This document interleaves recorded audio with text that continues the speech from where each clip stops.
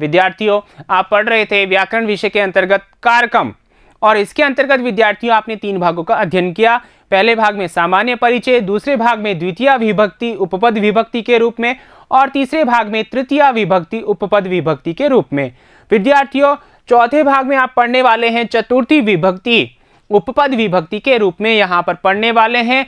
अर्थात यहाँ पर चतुर्थी विभक्ति में कौन कौन से अव्यय, कौन कौन से पद लिए जाते हैं और उनका वाक्य में प्रयोग किस प्रकार होता है, या उससे संबंधित इन अवयवों से संबंधित प्रश्न किस प्रकार परीक्षा में पूछे जा सकते हैं, ये सभी चर्चाएं, ये सभी अध्ययन हम यहाँ पर करने वाले हैं। तो आइए विद्यार्थियों शुरुआत करते हैं पिछले वीडियो में दिए गए प्रश्न के उत्तरों के साथ। उम्मीद करता हूं कि आपने उन प्रश्नों के उत्तर अच्छे से लिखे होंगे, सही लिखे होंगे। तो आइए जांच करते हैं। देखिए यहाँ पर 2 प्रश्न आपको दिए थे, उनमें से पहला प्रश्न है कोष्टकात् उचिताव्यय पदम चित्वा रिक्त स्थानानि पूरयत। कोष्टक से यहाँ उचित अव्यय चुन करके आपको लिखना था और आपने अच्छे से लिख लिया होगा, क्योंकि ऐसा प्रश्न पहले भी दिया जा चुका था। यहाँ पर देखिए विनोदः मात्रा भोजनम करोति, विनोद मात्रा यानी माता के भोजनम करोति, भोजन करता है। थोड़ी देर के लिए भूल जाइए, यहाँ साकम है, ठीक है ना, मैंने अर्थ किया। अब लेकिन यहाँ साकम है यानी सात, और अलम यानी समाप्त, ठीक है, यही अर्थ था तृतीया में। तो समाप्त तो होगा नहीं, साकम होगा यानी सात। तो विनोदा मात्रा साकम भोजनम करोति, तो ये वाक्य हमारा सही हो गया, यहाँ होगा साकम, ठीक है ना।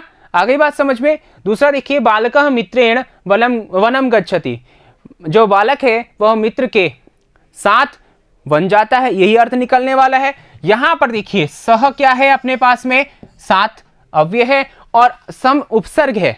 तो सम का मतलब जो होता है वो साथ नहीं होता, ठीक है ना, अच्छा या सुस्पष्ट, ठीक है ना, स्पष्ट, ये अर्थ होता है। तो यहाँ स जो है वो सात अर्थ देने वाला है, इसलिए हमने यहाँ पर स लिखा और यही सही है। आगे बात समझ में। तो 2 प्रश्न ये थे, और दूसरा जो हमारा प्रश्न था वो इस प्रकार था कि अधोलिखितानाम अव्ययानाम आधारेण वाक्य निर्माणम कुरुत। वाक्य निर्माण करना था, तो आपने वाक्य निर्माण किया होगा। हाँ, यहाँ पर मैंने जो वाक्य निर्माण किया है वो आपका वाक्य निर्माण नहीं होगा। क्यों नहीं होगा? क्योंकि यहां पर मैंने अपने अनुसार किया है, आपने अपने अनुसार किया होगा, तो अलग अलग वाक्य होंगे आप सभी के, ठीक है ना। लेकिन जो मेथड है, वो जो तरीका है वो एक होना चाहिए। वो क्या? तो देखिए सह जो अव्यय है ये जो है वो सात अर्थ में होता है और तृतीया को लेकर रखता है। कौन सी विभक्ति?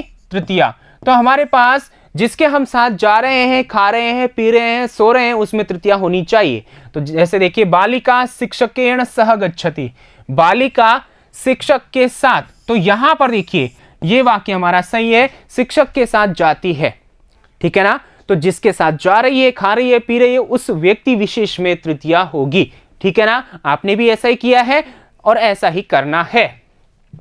फिर देखिए साकम, यहां साकम है हितेश मात्रा साकम खादती। हितेश मात्रा माता के साथ, खादती खाता है, भोजन किसके साथ करता है? माता के साथ करता है। तो यहां पर देखिए मात्रा तृतीय विभक्ति है और साकम साथ में अव्यय लगा, ठीक है। वाक्य हमारा ये भी सही हो गया। इसी प्रकार आपको लिखना था और आपने लिखा भी होगा। और यदि ऐसा नहीं लिखा है, दूसरा वाक्य कोई लिखा है और उसमें आपने तृतीय विभक्ति नहीं लगाई है उस पद में, तो आपका गलत हो जाएगा। आपको तृतीया ही लगानी है वहां पर, ठीक है ना। आगे बात समझ में। अगला देखिए अलम, अलम यानी कि यहां पर समाप्त अर्थ था, तो अलम वार्तालापेन, वार्तालाप बंद करो, समाप्त करो, पर्याप्त अर्थ नहीं होगा, ठीक है ना। आगे बात समझ में। तो ये दूसरा प्रश्न था, आपने अच्छे से किया है। आइए आगे चलते हैं। अपने पास में चतुर्थी उपपद विभक्ति है, उसको हम पढ़ते हैं। और इस प्रकार यहाँ पर कौन कौन से अव्यय हैं आप देख ही रहे हैं। वीडियो को आप रोक करके इनको अच्छे से लिखें और यहाँ पर अच्छे से समझें, ठीक है। तो आइए शुरुआत करते हैं। निम्नलिखितानाम अव्यय पदानाम योगे चतुर्थी विभक्ति भवति। जो नीचे लिखे गए अव्यय हैं इनके योग में चतुर्थी विभक्ति का प्रयोग होता है, ठीक है। तो आइए देखिए पहला नमः, नमस्कार। स्वाहा, देवताओं के लिए तर्पण हम करते हैं, ठीक है ना। जैसे अग्नये स्वाहा, इंद्राय स्वाहा, ऐसे हम बोलते हैं, वैदिक मंत्र बोलते हैं, ठीक है ना। हवन इत्यादि करते हैं तब हम तर्पण करते हैं, ठीक है ना। हवि में यानी कि हवन में जो सामग्री डालते हैं उसके समय हम ऐसा बोलते हैं, तो वहां स्वाहा बोला जाता है, ठीक है।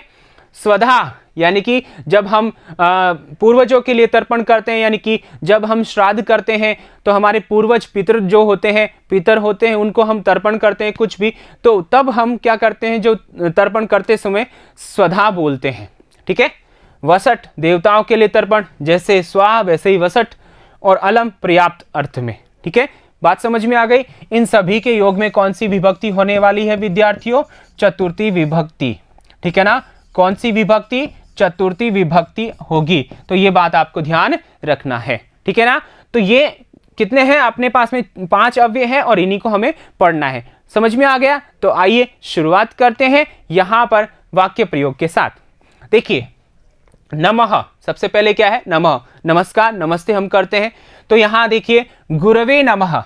अब यहां सवाल ये होता है कि जिसको हम प्रणाम कर रहे हैं, जिसको हम नमन कर रहे हैं, उस व्यक्ति में, ठीक है ना, जिसको, ठीक है, नमन किया जाए, ठीक है, नमन या प्रणाम आप कह सकते हो, प्रणाम। ठीक है, तो जिसको किया जाए, उस जिसको में, ठीक है ना, उस व्यक्ति विशेष में, ये ध्यान रखना है। जिसको का मतलब, तो वहां क्या होगी? चतुर्थी विभक्ति होगी। ठीक है ना, चतुर्थी विभक्ति होगी। अब चतुर्थी विभक्ति होगी तो कैसे होगी? देखिए यहां पे गुरुवे नमः, गुरु को नमस्कार। अर्थ हिंदी में क्या होगा? गुरु को नमस्कार। लेकिन ध्यान रखना, वहां को ये अर्थ देख करके द्वितीया नहीं लगानी है। ठीक है ना, वहां लगानी है चतुर्थी। ठीक है ना, इसका अर्थ क्या होगा? गुरु को नमस्कार या नमस्ते। ठीक है, तो गुरुवे नमः।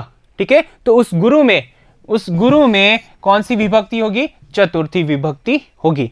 उसी प्रकार देखिए, शिक्षकाय नमः, शिक्षक को नमस्कार, शिक्षक के लिए नमस्कार। ठीक है, ऐसा अर्थ भी होता है। तो यहां नमः समझ में आ गया होगा। वैसे ही यहां इंद्राय नमः, शिवाय नमः, ओम नमः शिवाय आप बोलते हैं। क्या बोलते हैं? आप बोलते हैं ना शिवाय। ठीक है, नमः क्या बोलते हैं? ओम नमः शिवाय। ठीक है, तो नमः पहले भी आ सकता है, बाद में भी आ सकता है, ऐसी कोई जरूरी नहीं है। ठीक है, आगे बात समझ में। अब आगे देखिए, स्वाहा, इसको हम समझते हैं, मैंने आपको बताया देवताओं को तर्पण हम करते हैं हवन इत्यादि में, तो क्या बोलते हैं? अग्नये स्वाहा। ठीक है ना, ठीक है, इंद्राय स्वाहा, क्या बोलते हैं? इंद्राय स्वाहा। ठीक है, ऐसे वाक्य यहां बनने वाले हैं। ठीक है, उसी प्रकार स्वधा, तो स्वधा को देखिए, पितृभ्य स्वदाः। ठीक है ना, पितरों के लिए स्वधा यानी तर्पण। समझ में आ गया? वसट, देवता यही वसट। ठीक है, देवताओं के लिए तर्पण। फिर है अलम, राक्षसेभ्य हरि अलम, राक्षसों के लिए हरि यानी कि भगवान विष्णु जो है, अलम यानी पर्याप्त है। तो यहां ये जो अर्थ निकलता है इसका, वो निकलता है पर्याप्त यानी काफी। ठीक है, यह अर्थ निकलता है। तो यहां पर एक बार फिर से अर्थ देखिए, नमः, गुरुवे नमः। ठीक है, गुरु को नमस्कार या गुरु के लिए नमस्कार, शिक्षक के लिए नमस्कार, आचार्य के लिए नमस्कार। ठीक है ना, नमः शिवाय, शिव के लिए नमस्कार, नमः सूर्याय, सूर्य के लिए नमस्कार। ठीक है, स्वाहा, अग्नये स्वाहा, इंद्राय स्वाहा। ठीक है ना, समझ में आ रहा है? फिर है स्वधा, पितृभ्य स्वधा, वसट, देवता यही स्वधा, वसट। ठीक है, स्वधा नहीं आएगा, देवता यही वसट। ठीक है, अलम, राक्षसेभ्य हरि अलम, राक्षसों के लिए हरि पर्याप्त है। तो यहां जो है, ठीक है ना, ये क्या है? चतुर्थी है, बहुवचन है, क्योंकि राक्षस बहुत सारे हैं इसलिए। आगे बात समझ में, तो यहां पर आपको अच्छे से समझ में आ गया होगा चतुर्थी उपपद विभक्ति। ठीक है ना, तो यहां वाक्य निर्माण भी आपसे पूछा जा सकता है, आपसे ये वाक्य देकर के कारण भी पूछा जा सकता है कि कौन सी विभक्ति है, अग्नये, पितृभ्य, देवता यही, इनमें कौन सी विभक्ति, गुरुवे, शिक्षकाय, कौन सी विभक्ति है, ये भी पूछा जा सकता है। ठीक है, और कोष्टक में आपसे भरवाए भी जा सकते हैं। ठीक है ना विद्यार्थियों, तो प्रश्न का तरीका आपने जान लिया और चतुर्थी विभक्ति का ये तरीका आपने जान लिया है। आइए जानते हैं अब अभ्यास प्रश्न। देखिए, निम्नलिखिता नाम वाक्या नाम रेखांकित पदेशु का विभक्ति, ध्यान से सुनना, रेखांकित पदों में का यानी कौन सी विभक्ति अस्ति, कौन सी विभक्ति है? पहला प्रश्न, कारणम च लिखत, और कारण लिखना है। तो यहां देखिए, अग्नये स्वाहा अभी हमने पढ़ा, तो यहां कौन सी विभक्ति है? चतुर्थी विभक्ति है। तो कैसे लिखेंगे उत्तर विद्यार्थियों? ठीक है, ध्यान रखना, चतुर्थी